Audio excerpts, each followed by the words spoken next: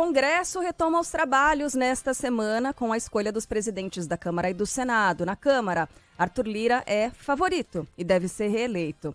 No Senado, Rodrigo Pacheco disputa o comando da casa com Rogério Marinho, do PL, e Eduardo Girão, do Podemos. A gente tem mais informações agora com o Márcio Rocha. Os parlamentares vão voltar aos trabalhos no Congresso Nacional no dia 1º de fevereiro, quando encerra o recesso legislativo e a nova legislatura vai eleger os próximos presidentes da Câmara e do Senado. No mesmo dia, tanto os deputados quanto os senadores vão escolher também quem vai ocupar os demais cargos da mesa diretora, como a primeira vice-presidência das duas casas e as 4 secretarias. Na Câmara, o favoritismo continua do atual presidente Arthur Lira, que recebeu o apoio de quase 20 partidos com bancadas no parlamento, incluindo o Partido dos Trabalhadores e o Partido Liberal, e só deve ter o deputado Chico Alencar, do PSOL do Rio de Janeiro, como adversário. Já no Senado, a disputa segue com o favoritismo para a reeleição do atual presidente, Rodrigo Pacheco, do PSD, que deve concorrer com Rogério Marinho, do PL, e Eduardo Girão, do Podemos. Pacheco vai contar com apoio formal de partidos como o PT e o PDT, mas Marinho deve ter os votos dos senadores do Republicanos e do PP, além da própria legenda. Em uma prévia do que vai ser durante o governo de Luiz Inácio Lula da Silva, Marinho disse que é necessário que o Senado faça um contraponto ao Partido dos Trabalhadores. E uma boa parte desse legado está em risco. Nós precisamos fazer o contraponto. Nós precisamos moderar a avidez, os excessos que nós estamos assistindo daqueles que estão chegando ao governo e que, no afã de impor a sua agenda, querem destruir o que foi feito no Brasil. Segundo o ministro das Relações Institucionais, Alexandre Padilha, o governo pretende manter uma ótima relação com qualquer um que seja eleito. Alexandre Padilha foi entrevistado no Canal Livre da Band. A nossa postura é de respeito. Como você bem disse, o PT, que é o partido do presidente Lula, é o meu partido. Eu sou deputado federal reeleito. Vou tomar posse lá no dia 1º. Vou votar lá, vou seguir a orientação do PT. Vou votar no dia 1º de fevereiro. Vou votar no Arthur Lira para reeleição como presidente. O nosso partido já declarou apoio à eleição do presidente Arthur Lira, declarou apoio à eleição do presidente Rodrigo Pacheco, e enquanto governo nós vamos acompanhar, acreditando que nós vamos ter uma ótima relação institucional, não só com quem vem a ser o presidente da Câmara, o presidente do Senado, mas também com todos os líderes, inclusive da oposição. Reprise do Canal Livre você acompanha aqui na Band News FM a partir das 11 da noite de hoje. No Senado, após a cerimônia que confirmou o apoio do PP e do Republicanos a Rogério Marinho, Flávio Bolsonaro, filho de Jair, afirmou que não há prazo para que o pai volte ao Brasil. Hoje, o ex-presidente completa um mês nos Estados Unidos. Ele está hospedado na casa do lutador José Aldo, em Orlando, e na semana passada pediu para ficar até depois do Carnaval. Questionado sobre o retorno do pai, o senador disse que o ex-presidente está desopilando. Não tem previsão, ele que sabe, pode ser amanhã, pode ser daqui a uns 6 meses, pode não voltar nunca, eu não sei. O cara, ele tá desopilando, você nunca tiraram férias, não? O cara passou 4 anos tomando porrada, fazendo o melhor pelo Brasil, se dedicando de domingo a domingo, ainda acusado de não trabalhar. De acordo com o Flávio Bolsonaro, o pai já deu entrada para renovar o visto de permanência nos Estados Unidos. Na última quinta-feira, a ex-primeira-dama Michele Bolsonaro desembarcou em Brasília e organiza a mudança do casal. Alexandre de Moraes nega o pedido para suspender a posse de 11 deputados bolsonaristas suspeitos de incitar os atos criminosos do último dia 8. Informação chegando com Rafael Procópio. O ministro do Supremo Tribunal Federal, Alexandre de Moraes, rejeitou um pedido para suspender a posse de 11 deputados federais por suposto envolvimento nos atos antidemocráticos no dia 8 de janeiro em Brasília. A decisão do ministro está de acordo com a manifestação contrária da Procuradoria-Geral da República, que foi enviada ao Supremo. O pedido de suspensão da posse foi feito por um grupo de advogados que alegou que os deputados teriam incitado nas redes sociais o ataque aos 3 poderes. Para o subprocurador Carlos Frederico Santos, que assina o posicionamento, esses profissionais não são parte legítima para questionar a diplomação. Ele lembra que os deputados possuem prerrogativas constitucionais e qualquer ato deve ser apurado pelo regimento interno do Conselho de Ética da Câmara dos Deputados, que, segundo o subprocurador, esse sim tem atribuições de examinar as condutas imputadas. O pedido de suspensão negado por Alexandre de Moraes citava 9 deputados do PL, 1 do PP e 1 do PRTB. Entre eles, Nicolas Ferreira, o mais votado do Brasil. Ainda no Supremo, expectativa para o discurso de Rosa Weber na abertura do ano judiciário após os ataques às sedes dos 3 poderes. Temas polêmicos estão de fora da pauta da corte, pelo menos no primeiro semestre. Fala aí, Adriano Oliveira. O Supremo Tribunal Federal retoma as atividades presenciais no próximo dia 1º, com pautas polêmicas fora desse primeiro calendário divulgado. A presidente da Corte, ministra Rosa Weber, divulgou os assuntos sem abordar questões que aguardam definição, como discussão do marco temporal sobre terras indígenas, o juiz de garantias, a descriminalização do aborto, o indulto concedido por Bolsonaro a Daniel Silveira e a proteção de dados sobre a guarda de empresas de tecnologia a partir da edição do Marco Civil da Internet. Apesar disso, no fim de todos os meses, Weber deixou a pauta aberta para processos novos ou remanescentes, mas outros assuntos relevantes serão analisados na primeira sessão do ano. Os magistrados vão discutir os limites da coisa julgada em matéria tributária, ou seja, se uma decisão já transitada em julgado pode ser modificada caso o Supremo mude o entendimento sobre aquele assunto. Além disso, o STF também deve se debruçar sobre o início da cobrança do diferencial da alíquota de ICMS. E ainda, dentro de uma pauta mais tributária, será incluída a discussão sobre a correção monetária que deve ser feita no saldo do FGTS, demissão de funcionários concursados de empresas públicas, piso salarial dos agentes comunitários e o reconhecimento da aplicação do Código Florestal ao bioma Mata Atlântica. Problemas à vista para o novo governo. Tá aqui na capa do Estadão de hoje, o ministro de Lula usou orçamento secreto para beneficiar a sua fazenda. Reportagem do Daniel Wetterman, do Vinícius Valfré, Júlia Afonso e Tássio Lohan. Matéria 4 a 8 mãos. O ministro das Comunicações do governo Lula, Juscelino Filho, direcionou 5 milhões de reais do orçamento secreto para asfaltar uma estrada de terra que passa em frente à fazenda dele mesmo, em Vitorino Freire, no Maranhão. Essa propriedade também abriga uma pista de pouso para o avião particular do ministro e um heliponto. Só faltava uma bela de uma estrada ali para Fazenda Alegria, como é chamada. O Estadão passou por todo o caminho da grana e todo o percurso liga a pessoas da intimidade do ministro. Estou lendo aqui a reportagem como ela veio. A pedido de Juscelino, os recursos foram parar na cidade que tem a irmã dele como prefeita. A empresa contratada pelo município para tocar a obra é de um conhecido de longa data. E o engenheiro da Codevasf, que assinou o parecer autorizando o valor orçado para a movimentação, foi indicado pelo seu grupo político. Então tem uma longa reportagem aqui mostrando como é que o ministro de Lula, ministro das Comunicações no caso, usou o orçamento secreto para beneficiar a própria fazenda. Não é um caso inédito, não é só ele, não é inclusive nem dos mais escandalosos, mas é um pepino inclusive de imagem para um dos principais ministros de Lula. 5 milhões de reais o custo dessa obra, né, estimado na reportagem do Estadão, e você mencionou um dos sócios dessa empresa que tocou a obra. O sócio seria José Barros Costa, conhecido como Eduardo Imperador, foi preso pela Polícia Federal em julho de 22, acusado de pagar propina a servidores federais para obter contratos em projetos da Companhia de Desenvolvimento dos Vales do São Francisco e do Parnaíba. O engenheiro que autorizou o valor orçado para a obra foi indicado pelo grupo político de Juscelino Filho.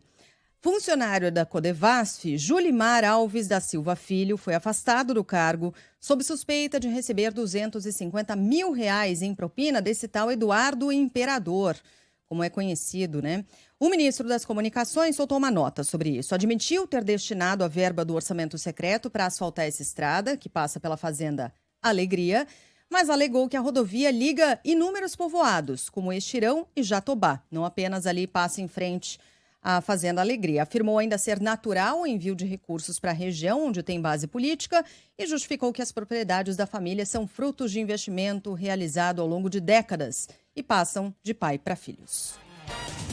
O Ministério dos Direitos Humanos deve concluir até o fim da semana um relatório sobre a crise humanitária na terra Yanomami, em Roraima. A gente tem mais informações com a Cindy Lopes. A comitiva é enviada a Boa Vista, Roraima, para investigar se houve violações aos direitos humanos na terra Yanomami. Chega hoje ao Distrito Sanitário Especial Indígena da região. O grupo, formado por 3 secretários e o ouvidor da pasta, ficará até a próxima quinta-feira e deve apresentar um relatório ao presidente Lula. O ministro dos Direitos Humanos e da Cidadania, Cidadania, Silvio Almeida, explica que um dos principais objetivos é apurar as responsabilidades dessa crise. Essa articulação que nós estamos fazendo envolve, como eu já disse, o governo, mas envolve também organizações da sociedade civil, como a Central Única das Favelas e a Frente Nacional Antirracista. Uma parceria para viabilizar ações emergenciais. Nós estamos mobilizados, portanto, para dar uma resposta ao Brasil e ao mundo acerca dessa situação que não pode mais acontecer. A crise sanitária matou 570 crianças Yanomami de 2019 a 2022, segundo dados do Ministério da Saúde. Na última sexta-feira, mais uma indígena morreu por desnutrição. Ela era mãe de 2 filhos que continuam internados também por desnutrição. E você já sabe, né? Há como ajudar o povo Yanomami por meio da campanha da Central Única das Favelas e da Frente Nacional Antirracista, que tem o apoio da Band. Para doar, basta fazer um Pix de qualquer valor usando o e-mail. Atenção, porque já tem gente se aproveitando, sempre tem, né? Gente se aproveitando desse tipo de situação, cria um perfil falso e aí consegue enganar as pessoas que querem ajudar a criança que está passando fome. É impressionante, mas existe. Então, ó, anote certinho o e-mail, que é doações@cufa.org.br. doações@cufa.org, tá? .org.br. Não é .com, gente, pelo amor de Deus. É, .org.br. Aí você pode fazer um Pix de qualquer valor. O Megali, na semana passada, estava dizendo, tem o quê? R$1, 2, 5, 10 reais? Qualquer Se coisa, você tiver à né? disposição, qualquer coisa ajuda. Um dos traficantes mais perigosos do Rio de Janeiro continua foragido. Jean do 18 escapou da cadeia na madrugada de ontem com uma corda feita de lençóis. Tinha nada muito complexo ali não, né? Daquele jeitão das antigas mesmo. A famosa né? Tereza. A Tereza, é. Tereza. Ele estava preso na penitenciária Lemos de Brito, no complexo de Jericinó, e fugiu com outros 2 comparsas. Jean Carlos Nascimento dos Santos era chefe do tráfico no Morro do 18, em Água Santa. Em 2013, ele comandou a invasão ao Fórum de Bangu, que terminou com 2 mortos. E em 2016, mandou matar o próprio advogado. Jean do 18 estava preso desde 2017. Daqui a pouquinho a gente aciona mais uma vez o Rio de Janeiro para nos contar os detalhes e também o trabalho de investigação na tentativa de recapturar esse traficante, um dos mais perigosos do Rio. É convertida para... Desculpa. É factível que alguém consiga escapar de uma penitenciária de segurança máxima usando apenas e tão somente uma corda feita de lençóis? É possível que isso tenha acontecido sem nenhum tipo de anuência ou participação de funcionários? É grave. Daqui a pouquinho a gente vai buscar essas informações todas com a nossa reportagem no Rio de Janeiro. Inclusive, enquanto isso, no Piauí, a justiça mantém na prisão o suspeito de estuprar e matar uma estudante após uma calourada. Yumi Cubano.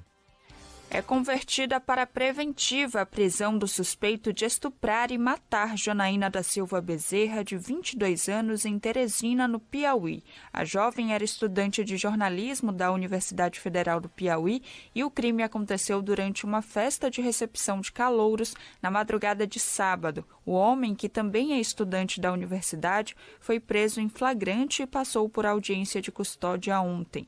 O suspeito disse que a jovem passou mal durante uma relação sexual consensual. Ele pode responder por feminicídio. Segundo a polícia, a jovem já chegou sem vida ao Hospital da Primavera, em Teresina, com marcas de violência em diversas partes do corpo. De acordo com o laudo do Instituto Médico Legal, Janaína teve o pescoço quebrado. Em nota, a Universidade Federal do Piauí repudiou a violência sofrida por Janaína e diz que exige punição pelo crime no rigor da lei. Afirmou também que a festa não era autorizada pela instituição e que está buscando imagens de câmeras de segurança para ajudar nas investigações. O corpo da estudante foi velado neste domingo, na zona norte de Teresina.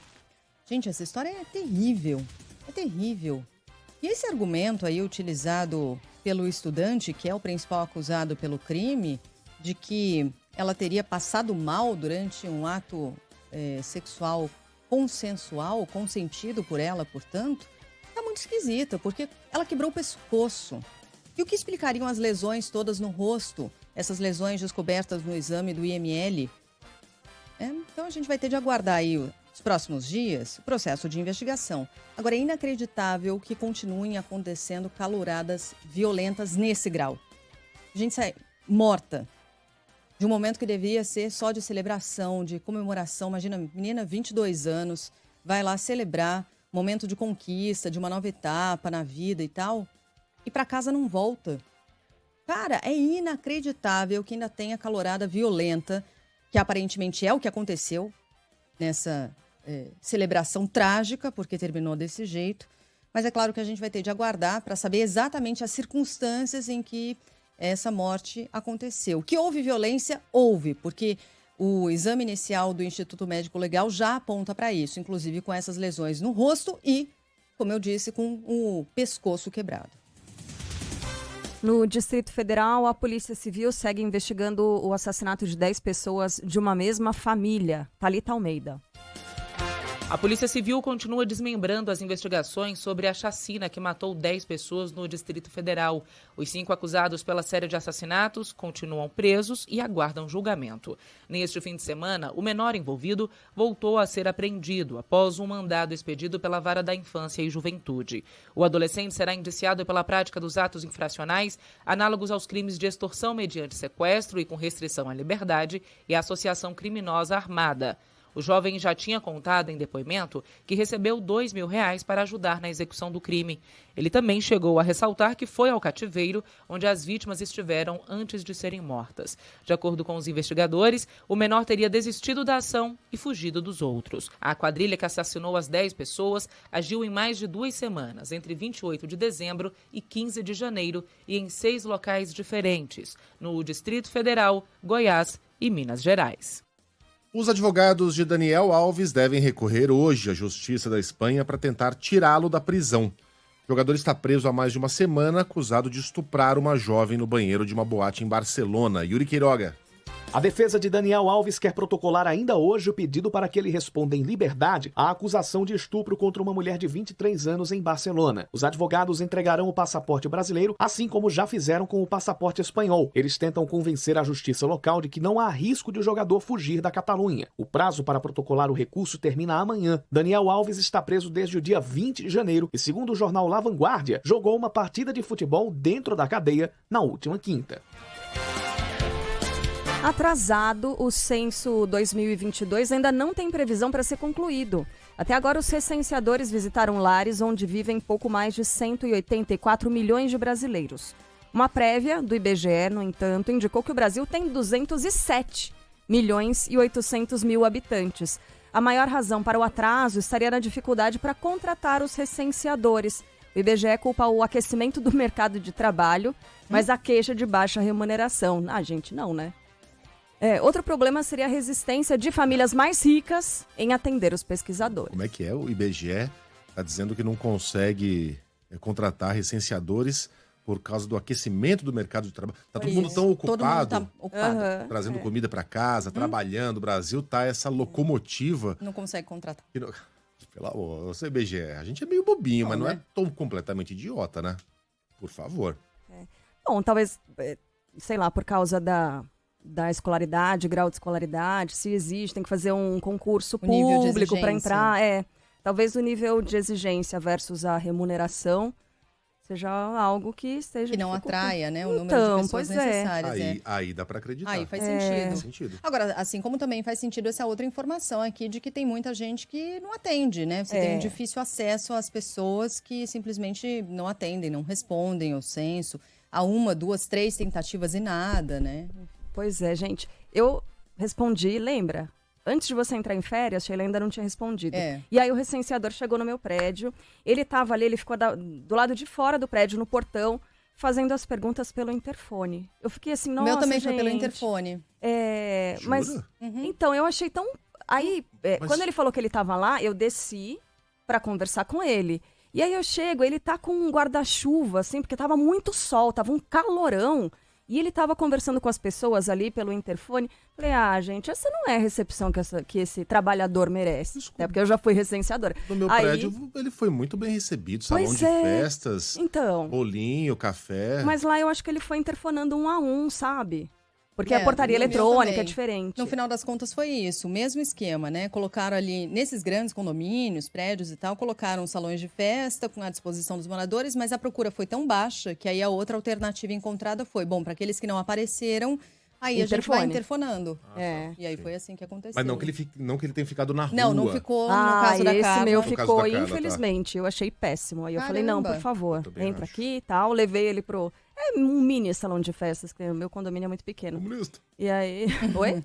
Comunista. Não, e aí, mas aí você serviu o cafezinho de Carla Bigato ou Não teve café, porque o meu questionário era aquele pequeno. Então fala, pelo interfone tempo. logo. Deu nem tempo. Levou uma bala. Pelo menos tinha uma sombra lá Levou pra uma ele, pastilha coitado. pra ele. É. O Comitê de Política Monetária do Banco Central decide nesta semana a nova taxa básica de juros do Brasil. Será o primeiro encontro do Copom no novo governo. A expectativa do mercado é que a Selic seja mantida em 13,75% ao ano. Por lei, Lula não pode trocar o comando do BC. Roberto Campos Neto fica até o fim de 2024. Recentemente, o presidente chegou a dizer que a independência do Banco Central é uma bobagem. O secretário de Estado americano começa hoje uma visita a Israel e a Palestina num dos momentos de maior tensão dos últimos anos. O destaque chegando com Tiago Muniz. Em resposta ao atentado que deixou 7 mortos numa sinagoga em Jerusalém na sexta-feira, Israel contra-ataca e anuncia medidas de retaliação contra a Palestina. O governo do primeiro-ministro Benjamin Netanyahu disse que também quer facilitar aos civis israelenses o acesso a armas de fogo. Entre o sábado e o domingo, a polícia esteve cercando as casas de 2 dos responsáveis pelos atentados ao prédio religioso. O atentado à sinagoga na noite de quinta foi visto como uma resposta à ofensiva de Israel a territórios da Cisjordânia na semana passada, quando 10 palestinos morreram. É em meio a esse cenário, um dos períodos mais sangrentos nos últimos anos entre os dois países, que o secretário de Estado americano Antony Blinken começa hoje uma visita oficial. Ele deve se reunir com representantes tanto do Estado israelense como do Estado palestino. O advogado do homem negro morto após ser espancado por policiais nos Estados Unidos pede mudanças urgentes na legislação. Destaque chegando agora com Arthur Coelho. O advogado que representa a família de Tyre Nichols pede ao Congresso dos Estados Unidos que aprove uma legislação urgente de reforma da polícia. Nichols, um homem negro de 29 anos, foi espancado por 5 policiais também negros em 7 de janeiro na cidade de Memphis. Os oficiais o deixaram caído no chão algemado por 23 minutos até a chegada do socorro. A vítima morreu 3 dias depois. Em entrevistas, o advogado Ben Crump tem pedido ao presidente Joe Biden que use a morte de Nichols para obter apoio para a lei George Floyd em justiça no policiamento. Ele afirmou ainda que a mãe de Nichols estava lidando com a perda do filho, esperando que sua morte pudesse levar a mudanças. A lei George Floyd de justiça no policiamento começou a tramitar em 2021. Naquele ano, Floyd foi morto por um policial branco que ajoelhou no pescoço dele por mais de 9 minutos. O caso gerou protestos ao redor do mundo.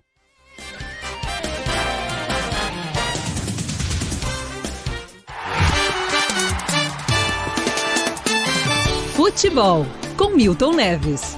Oferecimento Casa do Construtor. Aluguel de equipamentos. Ligue 0800 200 0217. Sicredi. Conheça a primeira instituição financeira cooperativa do Brasil. Sicredi. Gente que coopera, cresce. E bet7.com. É pé quente? Acesse bet7.com e siga seu instinto.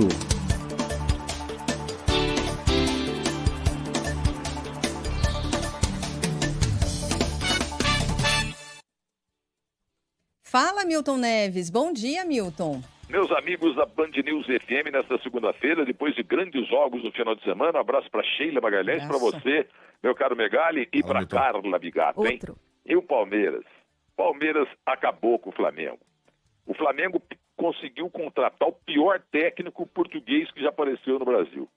Ele deu cano no Corinthians, dizendo que tinha que voltar lá para Portugal porque a sogra estava doente. Palmeiras calou, que tinha mais torcida do Flamengo lá em Brasília. Olha, calou a torcida do Flamengo, mesmo em menor número. O Flamengo tem um timão, mas tem um técnico horroroso, o caneiro do Corinthians. E a burra da diretoria do Flamengo, com todo respeito, mandou o Dorival Silvestre Júnior, que ajeitou o time e ganhou 2 títulos. Mandaram ele embora para contratar esse VP aí. Ah, tenha paciência, Flamengo, pelo amor de Deus. E o Abel Ferreira, para mim, olha, tem que ir para a seleção brasileira ontem. Eu queria até que ele fosse na Copa do Mundo. No mais, é isso aí. Parabéns ao Palmeiras. O Flamengo merece esse puxão de orelha, porque demitiu o Dorival e para colocar esse Vitor Pereira lá, e tem um meme rodando aí, né? Ele numa coletiva e a inscrição do César Filho. Olha, a minha sogra piorou. Como o povo é criativo, hein? Grande abraço para vocês e até a próxima. Ah, mas falando também, é claro, de Corinthians e São Paulo. O São Paulo não tem jeito. Não tem jeito. Contrata. É o único time que tem 7 estrangeiros. Só que podem jogar só 4. E cada um pior que o outro. Grande abraço, grande semana para todo mundo e viva!